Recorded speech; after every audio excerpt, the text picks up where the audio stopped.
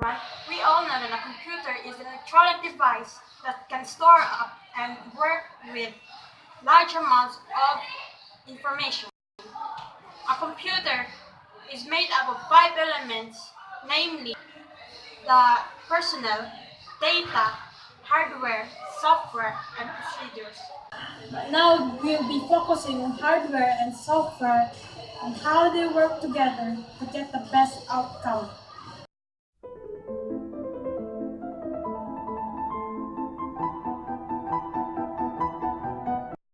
Represents the physical and tangible components of computing.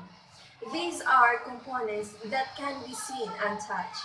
Examples of hardware are input devices, such as keyboard and mouse, output devices, such as printer and monitor, and storage devices, just like hard disk, CD, and DVD.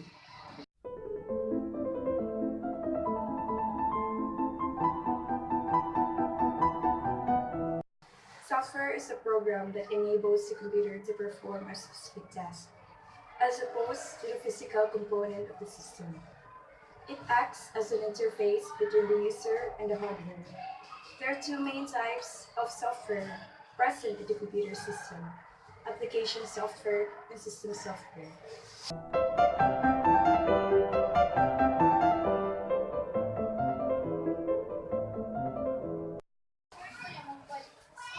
Hardware and software are mutually dependent on each other.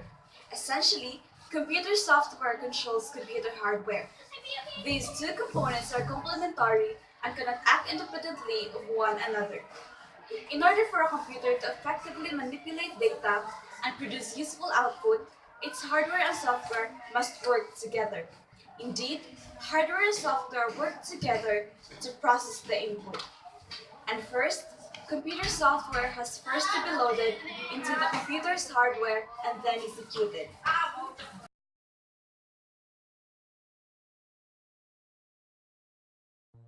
A system resource is a tool used by either hardware or software to communicate with each other. When software wants to send data to a device, such as when you want to save a file to a hard drive, or when the hardware needs attention, such as when you press a key on the keyboard, the hardware or software uses system resources to communicate. There are four types of system resources: memory address, input-output addresses, interrupt requests, and direct memory access channels. When we press a key on the keyboard wants to tell the CPU that a key has been pressed. But CPU is already busy doing something else. So the keyboard places a voltage on IRQ line assigned to it.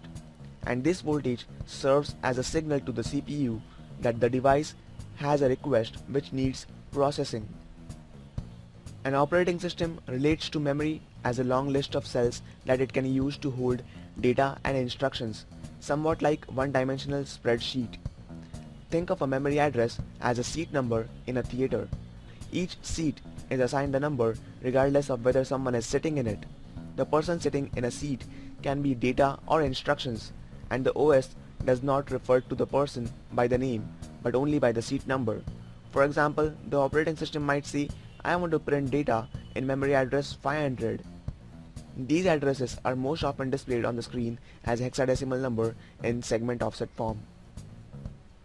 Input-output addresses, which are simply called ports, are numbers the CPU can use to access hardware devices, in much the same way it uses memory address to access physical memory.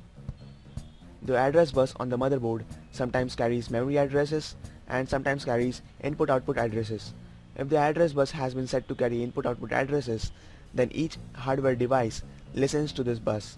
For example, if CPU wants to communicate with keyboard, it will place the input-output address of keyboard on address bus. Once address is placed, CPU announces input-output addresses are on the address line. Now all input-output controllers listen for their address. Hard drive controller says, not my address. Floppy disk controller says, not my address.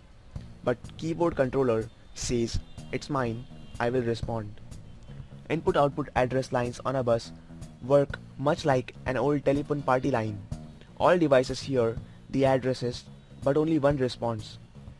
Another system resource used by hardware and software is a direct memory access channel, a shortcut method that lets an input-output device send data directly to memory bypassing the CPU.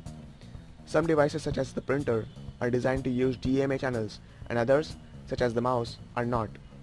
DMA channels are not as popular as they once were because their design makes them slower than newer methods.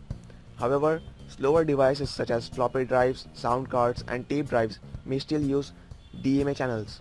So basically, hardware devices cause the CPU for attention using interrupt request. Software calls a hardware by input-output address of hardware device. Software looks at a memory as a hardware device and calls it with memory address. DMA channels pass data back and forth between hardware device and memory. So that's how the hardware communicates with software.